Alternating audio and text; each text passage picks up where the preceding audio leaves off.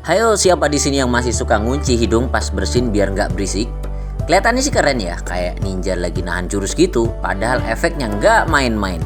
Tekanan udara di kepala bisa naik sampai 20 kali lipat. Itu bisa bikin pembuluh darah pecah, tenggorokan cedera, bahkan gendang telinga juga ikut rusak loh. Iya, cuma gara-gara nahan bersin. Jadi mulai sekarang jangan lawan takdirmu sebagai makhluk yang harus haji. Tutupi aja pakai tisu atau siku. Lebih aman, lebih sehat, dan tetap sopan tentunya.